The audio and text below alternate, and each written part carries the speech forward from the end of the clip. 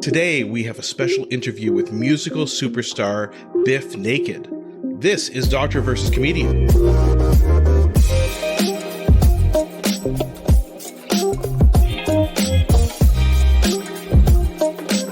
I'm Dr. Asif Doja, and this is the Doctor of Laughs.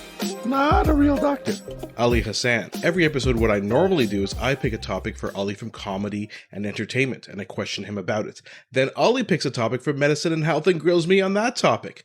But today is a very special episode. Today, we will be interviewing Canadian music icon Bif Naked. We'll be talking to Bif about her life, her career, and her battle with breast cancer. Then on our next episode, we will have a deep dive discussion about breast cancer. And we thought this was the perfect matchup because October is Breast Cancer Awareness Month. Absolutely, absolutely. And I'm really excited to have Bif Naked on. I am a huge fan of hers from way back in the day. I can remember, seeing her first video that I saw on Much Music, which is the equivalent of MTV in Canada, in the mid to late 90s. And it was Daddy's Getting Married, which was her first kind of song. And I remember seeing it and thinking, who is this person? Because she has a very unique look. She has a Cleopatra bang. She has lots of tattoos. And I know that is not uncommon these days.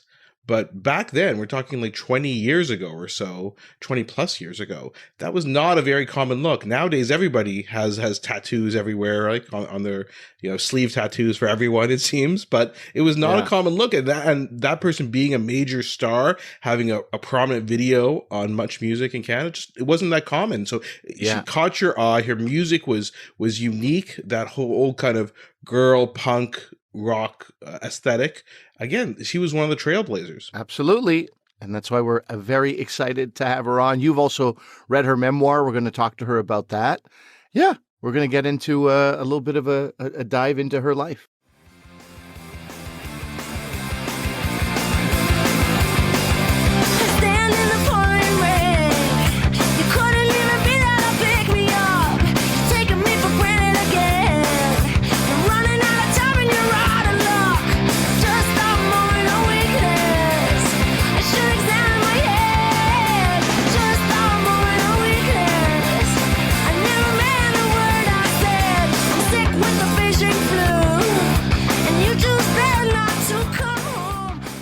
We're pleased to welcome singer, writer, entrepreneur, activist, the trailblazing Bif Naked to the show. Bif, welcome to Doctor versus Comedian.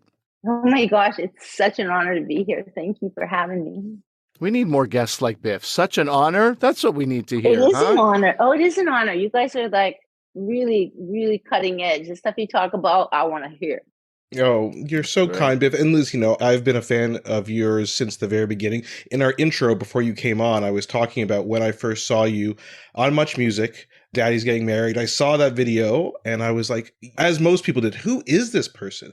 This music is amazing. You had such a unique look, especially I was telling Ali, rewind back to where we were in the late 90s, right? And lots of people have tattoos now. Lots of people have that look, but not back then. You were a trailblazer. And well, this leads me to my first question. So there is this South Asian connection, and a lot of people may not know this about you. And of course, Ali and I are both South Asian. So in Daddy's Getting Married, which again was the first song that I ever heard, the first line, my mama followed her lover to India, the mongoose and the rotiwala on your front porch. And I heard that. I'm like, what did she just say? And then I didn't think much of it. And then, of course, I picked up I Bificus, which was your big breakthrough album. I love that album. I saw you on tour for that. I called the office in London, Ontario, years ago. And then there's Choti is a very emotional song. All the emotional drained out of it completely when you pronounce it that way, Asif. But yes. Well, anyway, and so that's another Hindi word. And so maybe you could tell us a bit about the South Asian connection, because I don't know if a lot of people know about that. Well, my Hindi's terrible, which it really shouldn't be, but I think a lot of kids who grew up in North America probably have the same experience. So I was adopted by this couple from Minnesota and South Dakota who were living and working in Bareilly, which my father, may he rest in peace, he's a very funny man. And he always used to joke that every time he told anyone he was living in Bareilly, they pretended he was crazy because there was a big mental health hospital there. What area? That's very funny. Bareilly, that's what it was associated with. What province, what area of India is that in? So this is in Uttar Pradesh. It's a little bit, I think it's east of New Delhi. I was born in New Delhi because my birth mom was, like me, a very friendly teenager. So her parents were living and working in New Delhi, and they had 3 grown children who were all in high school in New Delhi. They were from Ontario, but were living and working in New Delhi. My parents, the United Methodist Church was paying my dad's salary, but they weren't really missionaries because my dad was a dentist. So he was at this mission hospital through Christian medical colleges that are peppered throughout India. And he was fixing teeth, basically, and training dental therapists in India. So that's the work that he was doing. And my mom was there. They adopted my sister, Shireen, a year before I was born. So my father likes to tell the story that they were pegged as suckers. And the church knew that they had a soft spot for kids, babies. And basically they knew about my birth mom going to be delivering the coming months. And so my dad said, yeah, if nobody else wants the baby, we'll take the baby, basically. And that's what happened. And is that an example of your father's sense of humor, calling himself a sucker for adopting you and your sister? Is that 100%. Yeah. But it's interesting. So when they went, they had to drive to the Holy Family Hospital in New Delhi the day I was born, which was about a 4-hour drive. And when they arrived, they were the only white people that walked into the front doors of the hospital, and they were handed a white baby. So there was no paperwork, nothing really exchanged, nothing signed. And then they went on their merry way. So we continued to live in Bareilly for the next couple of years. And then they were ready to return to the United States. And my father was actually applying for a dental program in the Congo, another long story, but we moved to Canada instead. But they couldn't get me out of India because I had no paperwork. So a lot of the authorities thought they had stolen me. And so it was a bit of a long process, but eventually through my birth certificates and their faith in God, he says, they got me out of the country. But then I spent the rest of my adolescence trying to go back, and eventually I did. Long story. But yeah, that's my connection. My sister's a brown kid, I'm the white kid. And then my parents had their own child once they were back in the United States. Yeah, my parents wanted to, my dad was a bit of a theologian and wanted us to always maintain an opportunity to become whatever we wanted, whether it was Hindu, Baha'i, Christian like them, whatever the case. And also with languages, he was fluent in Urdu, Hindi, Punjabi, Japanese, Spanish. I mean, he could just, and dog he probably spoke if you can hear Grace barking. But yeah, he was a great influence in my life. I grew up reading the Merck Manual because he had every copy that was ever published. Yeah, it was just, they were a great influence. My Hindi sucks. My Farsi is better than my Hindi. Oh, no kidding. Oh, wow. But again, it's just baby talk. And for our listeners, I do believe, now I don't know enough about dogs, but I'm quite sure that your dog and Asif's dog are trying to make friends through the Zoom link, the Zoom room that we're in. So this is much friendlier than it might appear. Nobody's trying to attack anybody in the background. You know, you mentioned music and your Indian background. And speaking of background and identity, very interesting thing that I saw. You worked with Toronto Tabla Ensemble. Yes, Ritesh. Yes. I took tabla lessons with Ritesh. Wow. I love that dude. My cousin brought me tablas back from Pakistan. He had red, purple straps on his shoulders from carrying these tablas on the plane. Unreal. Unbelievable. He brings them back. I start taking these lessons, but I cannot sit cross-legged. Oh, I see. I just don't have the hip flexibility. So every time I would play a note for Ritesh and I would play it well and I'd be so proud of myself, I'd be like, what do you think? And he would just look at my knees and my legs and be like, I can't. I just can't. I can't. Because I'm spread eagled around the tablas. You know, it was like very unorthodox to say the least. I actually loved that guy and I thought it was so great that you worked with him. And I just wanted to give him a shout out too. And, you know, people should definitely look into your work, your collaboration with Toronto Tabla Ensemble. I'm going to ask you about your memoir also. That's another thing that I was so intrigued by. So Asif had the chance to read your memoir. I could make an excuse and say I didn't have the chance to read it yet, Bif, because I was actually touring promoting my own memoir. Yes. However, it's a weak excuse because I had 6 years to read your memoir. So really, that's a complete cop-out. But Asif has been telling me so much about the incredible stories after stories. And I was reading about your writing process a little bit. And I can relate to so much about how you were kind of reluctant at the beginning to share things about yourself. Can you talk a little bit about that? How that process went from reluctance to like final product that is really something special to read? Well, and congratulations on your book as well, by the way. Thank you. It is very difficult to write a memoir, even if you have a life that is a performance-based life or a writing-based life. Writing lyrics, I have always been very open. You know, I've written songs about having miscarriages. I've written songs about being sexually assaulted, about having abortions, about sexism, girl-on-girl crushes, whatever the case. So I've never really, I always thought, well, there's no secrets. I have no secrets. It's nothing mind-blowing. And there were still stories that detail-wise that needed to be written. And it was very difficult, some of it, to write. And also, I wrote 200,000 words, only 50,000 made it into the book. And that was mostly, I always tease them because it was just libel, the red pen, libel.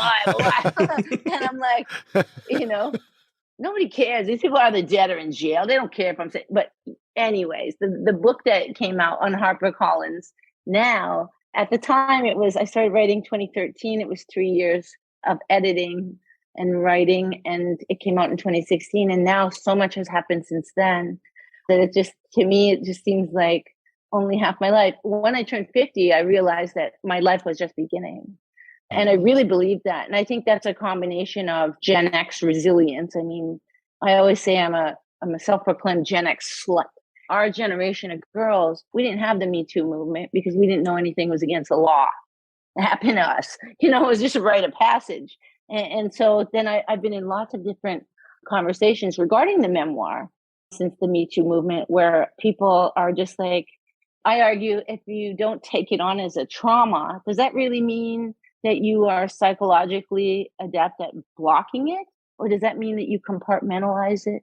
Things that happen in your life. There's a lot of people that think it's toxic to use humor as a coping technique. And I'm like, obviously, you've never been to a comedy club.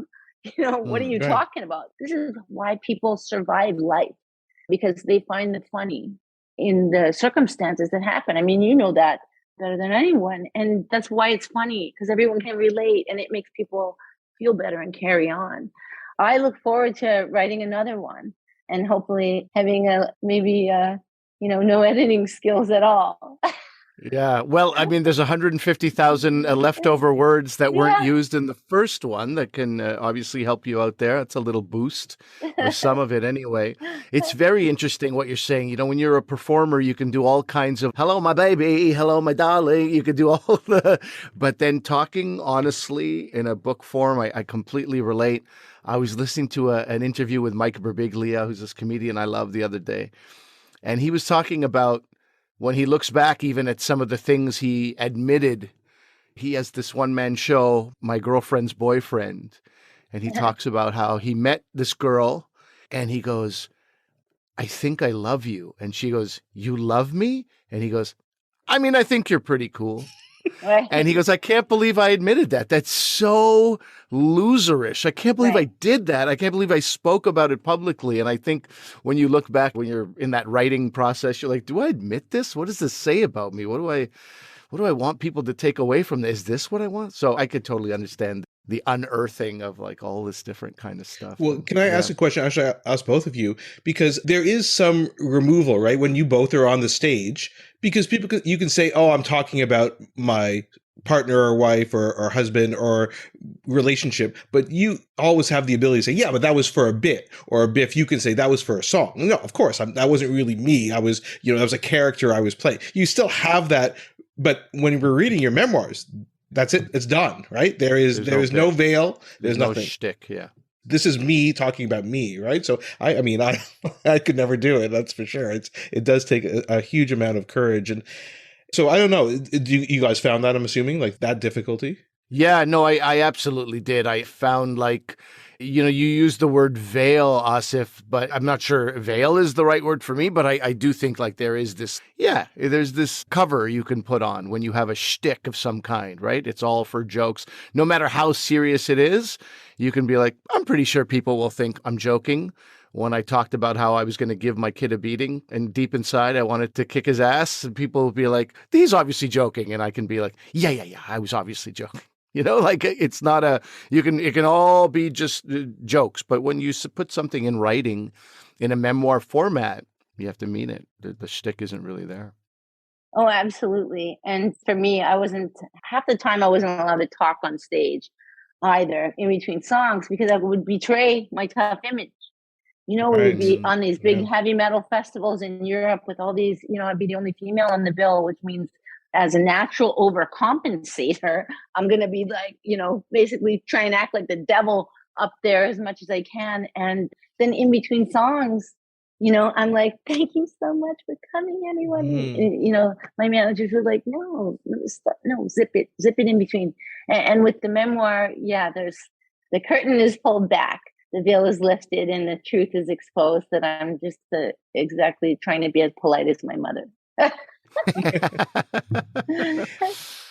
And you mentioned this before about the Merck manual. People who don't know the Merck manual, it's kind of like a medical textbook which has different categories. It's a combination of mainly a dictionary and encyclopedia. It's just one volume, and you can look up various diagnoses or symptoms and read it. And it's funny, a lot of people read it, as you said, Biff, before they go into medicine.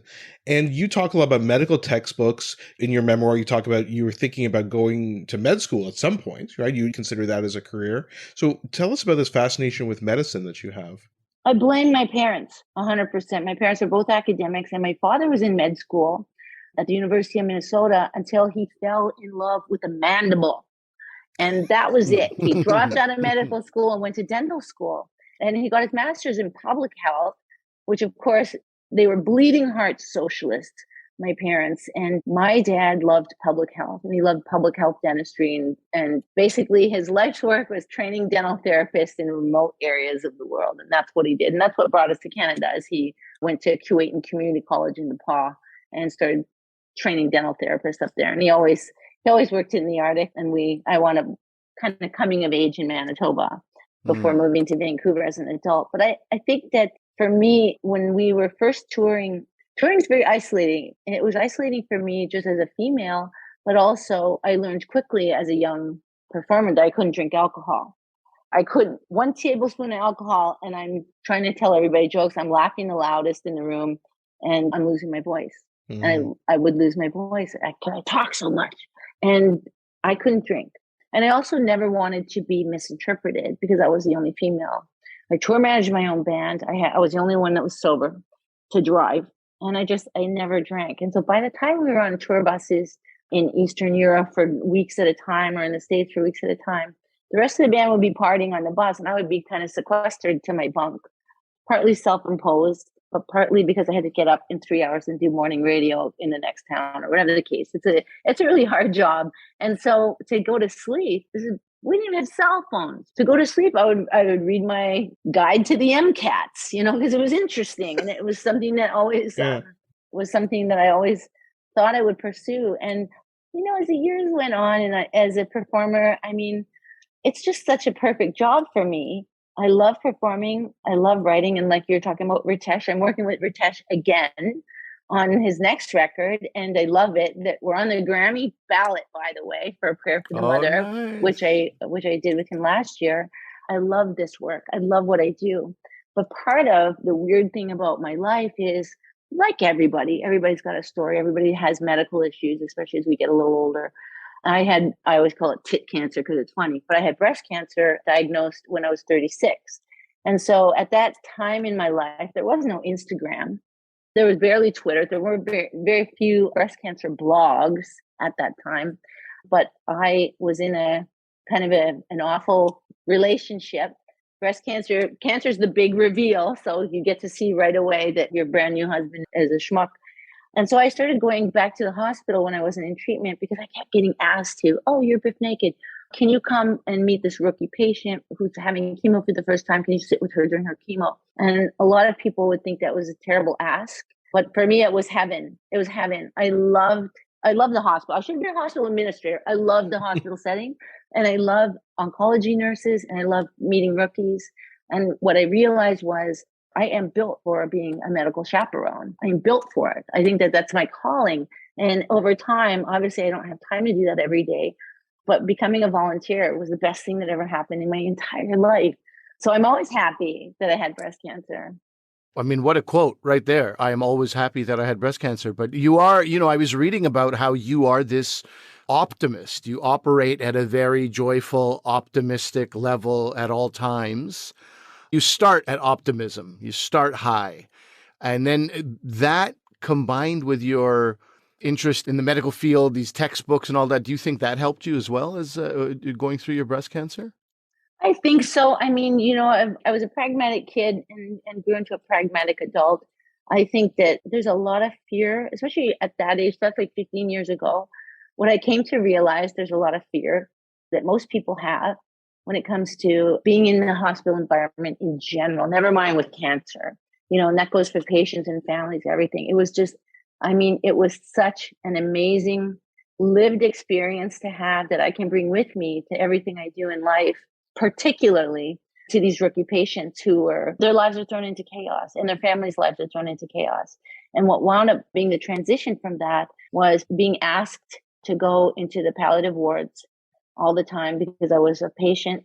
So there was that peer-to-peer volunteerism happening, but also because I was Bif Naked and this person is at their end of life. Can you just come and say hi to this lady?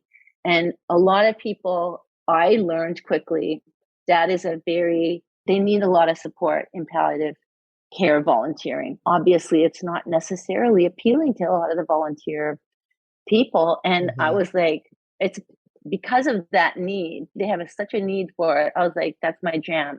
Right there is my jam because it so badly needs bodies. And what I discovered from that, when I moved to Toronto 4 years ago, that they had a program here that trained you to be a death doula.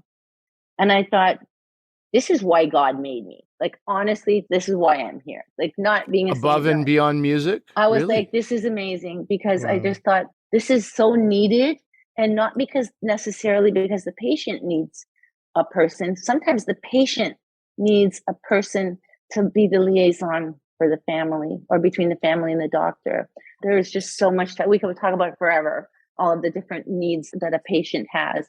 But yeah, it's just something that I was like, yeah, this is totally my jam. And then, of course, the pandemic started to unfold and those programs had to stop for 2 years. But now they're back and everyone's trying to restart all the things that we were trying to do. So it's cool. I wonder if you can tell us a little bit more about what a death doula does. I think, Asif, you have probably a better understanding than I do. I would say, because I know what a birth doula is. A death doula is somebody who just basically assists someone in sort of leaving this world. These are people who are in palliative care, who are on the last days or weeks of their life? How does that work? It's such a big term. And birth doula, there's also full spectrum doulas who do everything and help. But I think death doulas, my guess is that it may have started through the birth doula movement, which is like, it's just kind of a midwife, but also you're also providing some spiritual and emotional support, as well as everything else. I have discovered that sometimes a doula's job is not necessarily simply to assist the patient. Sometimes it's to relieve the patient from having to console the family every waking moment. Sometimes it's being whatever they need you to be, whether that is just someone to sit there and not talk, or someone to go sit with the family for a bit so the patient can rest because it's exhausting consoling people who are grieving you while you're alive still. And that's something that is a very real thing that happens to patients who are still with us and still cognitively aware. There's a lot of emotion and guilt and psychological histories that come with family dynamics. And sometimes the nurse needs you to wrangle the family so that they can do their job. It's just, there's so many facets to what is needed, you kind of have to be really flexible. It's not necessarily always about physiological stuff. A lot of times, too, it's about some people have never had an opportunity to pray before, and they might want something that is guided and something that is non-denominational or multi-faith. And so to me, it's just a fascinating field. There are so many aspects to making it a beautiful and meaningful experience, not just for the patient, but also for the family and for everyone involved, including staff on the ward. I mean, if you can provide just a little bit of relief, whether that is emotional relief, whether that is just providing and holding space for people, or if it's providing comic relief, whatever is needed at the time is basically what you can try and provide. Something you said really resonated with me, and that was this idea of treating people like they're dead before they're dead. I mean, I'm just thinking one of my very good friends was diagnosed with breast cancer a few years ago, and then I was, when I heard, I was like so upset, and I was saying, you've meant so much to me, you've helped me so much, and all this stuff, and I'm thinking, well, she's still here. And so I wonder, was it part of those experiences you had where people that happened to you as well? Like people treating you like you were gone, or when you were diagnosed with breast cancer? Or as good as gone, yeah. I think that it's very common for all of us, when we're faced with somebody who's having a health crisis, for us as the person that's not physiologically experiencing that, it's going to bring up all those feelings that rise, whether it is guilt, loss, fear. And, a lot of family members do project their fears onto a patient. And one of the things that I always say if I'm doing peer-to-peer volunteering with rookie patients, I always try and just say to be practical, because people you're going to have to, as a patient, as a newly diagnosed patient, you have to understand you are going to be consoling your family when you first give them the news. You're going to be consoling your best friend. You have to console your children. That's something that you can't take personally or feel downtrodden about, because of course you have a pension to go, hey, I'm the one that is going through chemo and I'm trying to make you feel better. But that's also the nature of humans. We want to console each other. No matter what's happening, no matter who's hurting, we still want to do that. And that's natural. And it is natural for people to project their fear onto you. And that's all it is. So that's a natural process. That's an exchange between human beings. Whether one person or the other person is the patient, we as patients are going to have a job consoling the people that we love and that love us, and reassuring them and probably having to do it again. And that's where it's always good for counseling to happen, or family counseling, because when you go through breast cancer or stomach cancer, anything, or a car accident, whatever the health crisis is, the whole family is going to go through it with you or beside you or in spite of you, whatever the case. There's a lot to unpack. A lot happens to a person. And because a lot happens to a person, a lot happens to the people around them too. I've been in medicine for 22 years, and I've never heard that explained so well. So that was absolutely amazing. It's just how it is. And I think that's how it is for all areas of our life as human beings. Finding your sort of calling as a death doula is a more recent thing, but you're obviously a very giving person. That is in your nature. You're involved in quite a bit of charity work. I was wondering if you can tell us a bit about charities that you're supporting or have supported throughout the years.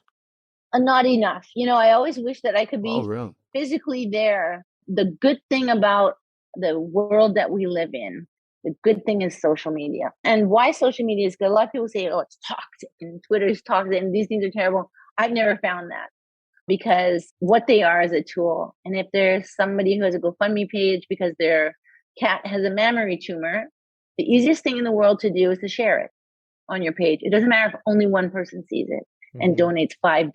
It's still something. And so that I learned early on. I did run for the cure with my breast cancer chemo group every year that I could. And there were some girls who could only walk. And sometimes we didn't even raise any money. I mean, I had work colleagues and family didn't even donate $2 to run for the cure the first 2 years that we did it. I mean, no one donated. You email out the forms, nobody donate.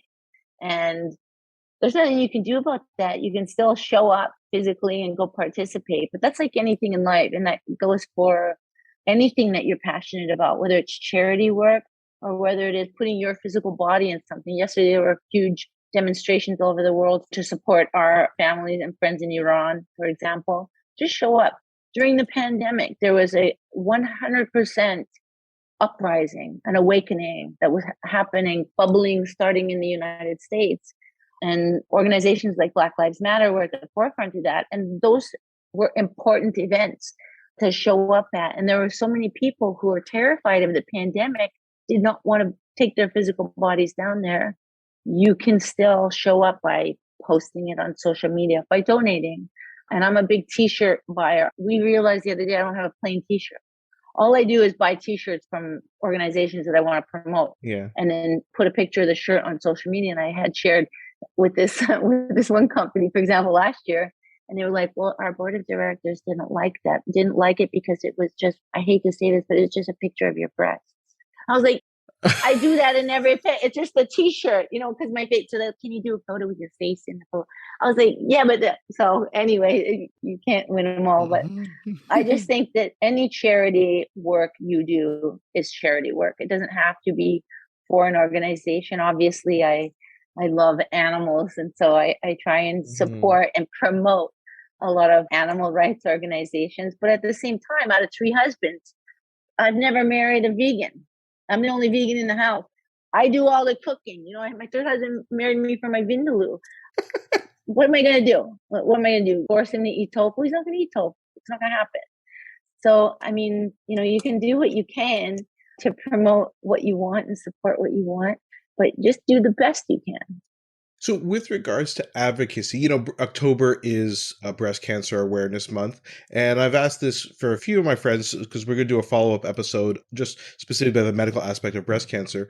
What do you think are the main things that you would want people to know, the average person, about breast cancer or for advocacy purposes or things like that? What would be your message? There's so much to unpack. Well, anything is good. Breast cancer is still incredibly prevalent in our day and age. And people are like, it's not getting any better. My money's not helping. There's no why. Cancer care, it's big pharma. Cancer care has so much money. Here's the thing, women are still, and men are still getting diagnosed because diagnostics are better. So they're catching more cancer. That's a good thing, as daunting as it seems. A lot of people don't want to support organizations that, for example, use pink or use the pink ribbon. They say, oh, it's a big corporate thing. And it's like, okay, that may or may not be true. All I know is among the women that I volunteer with, many of whom lost their lives and fought very hard and did a lot of treatment over a lot of years in their families. They had lots of hope. And the one thing that they really had that united them and made them feel hopeful was a symbol of a pink ribbon. Okay. And if you can look at it in terms of, in Christianity, it's the cross, right? That's just a symbol, really. And it gives people a lot of hope. And it's the same thing with the pink ribbon. If you've got a lady or her family that is all pink ribbons around their house or on their bumper stickers or on her t-shirt, man, support and encourage that and ask those people where they want you to donate or how you can help. I mean, breast cancer I believe that they will cure cancer one day because I have to have that faith, not for me, but for people that are alive behind us. We're going to croak in 50 years. Are they still going to be fighting these diseases and worse? It's very possible. But 200 years ago, people just croaked. Nobody knew why. And now everybody knows why. So we have made a lot of gains as far as research. I mean, research is really where it's at. And clinical trials are so important. If you can sign up for a clinical trial, please do. And I mean, when my dad died, he had prostate cancer for a really long time. And he said he loved it because it was the slowest cancer. I love it. He said he wouldn't let them take his prostate out because he still wanted to give it to his wife. I was like, can you stop talking? But eventually it was the bladder cancer that was probably a secondary cancer. I'm not really sure how it went for him, but he donated his entire body to the University of Saskatchewan. He said, he goes, look at my body. My dad was kind of chubby. Look at my body. They want me. Like, how can I not do this? I'm like, that's what we should all be doing because research really is the way that they're gonna be able to cure everything. True man of science. In the last few minutes of our talk, I will move the subject back to music. You released a single this year called Roller Dome. If you guys haven't heard this single, it's great. It's excellent. It's so fun. Has this 80s synth vibe. So my understanding is it's going to be part of an upcoming album, Champion. But I've read a couple things about when it's supposed to come out, and it's supposed to be a triple album. It all sounds very exciting. So can you tell us a bit about what's been going on with that? So Champion was a record that at the time that we decided to do Champion, it would have been my first record in 9 years. Because really in this day and age, we can just kind of do what we want because the world is so digital. And I didn't feel pressured. I released an acoustic record and loved that. And because I could work it into a book tour and play the songs that each story was about in between. It was a long show, but it was great fun. And so we started writing Champion, and it was ready to go for 2020.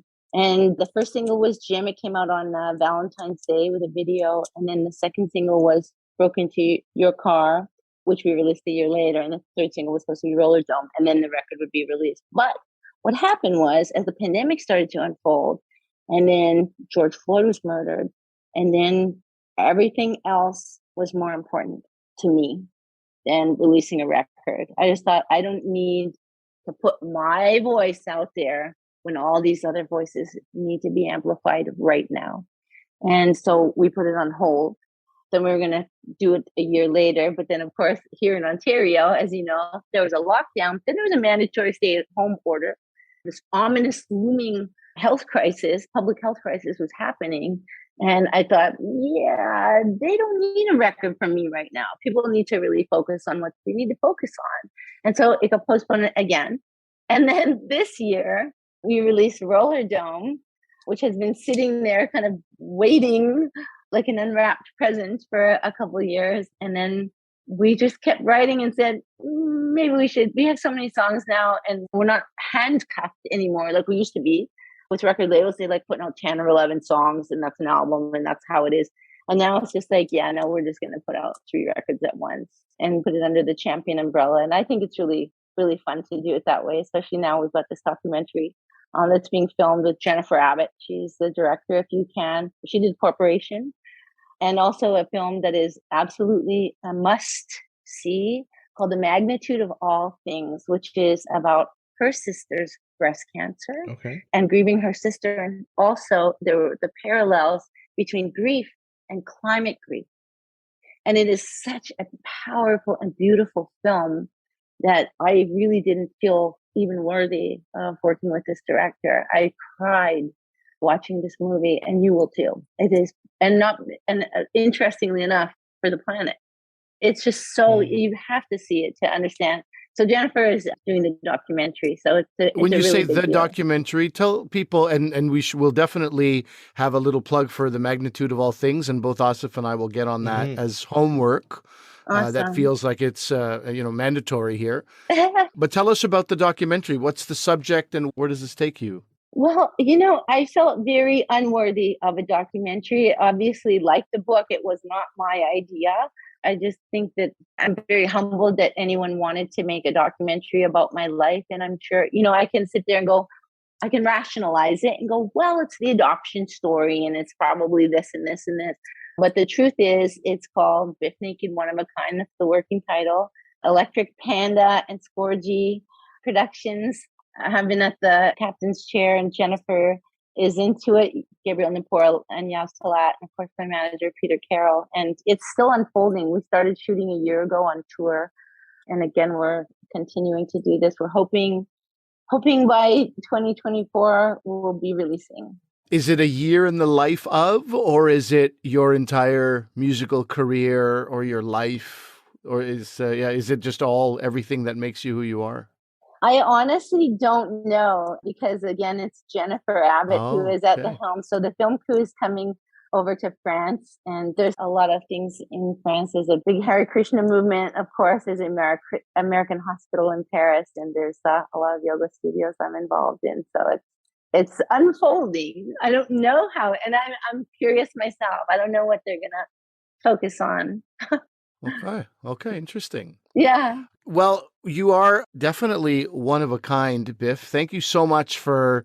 It's like every single thing we asked you could have been an episode in itself. It feels like we're just scratching the surface of all these variety of different subjects.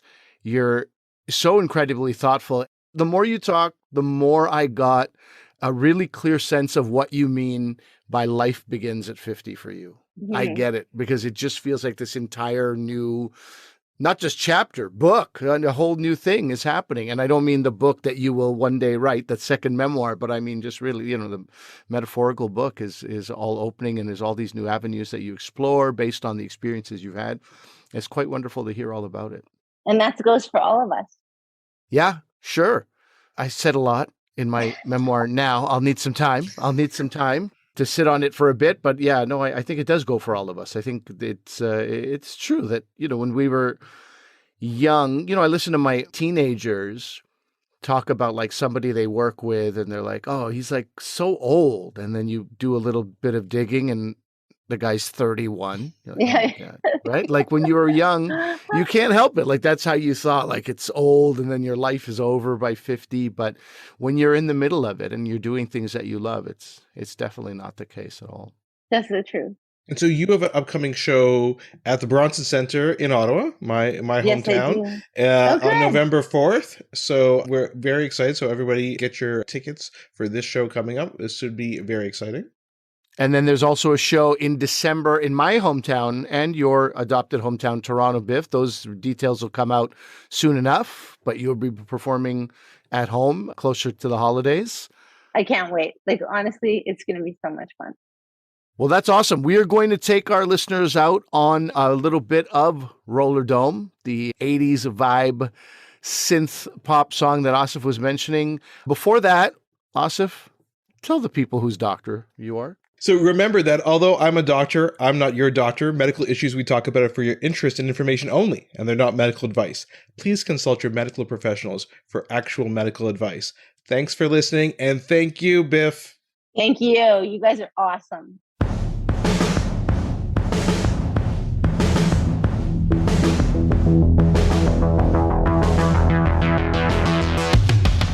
Sitting at the back of bus 42, staring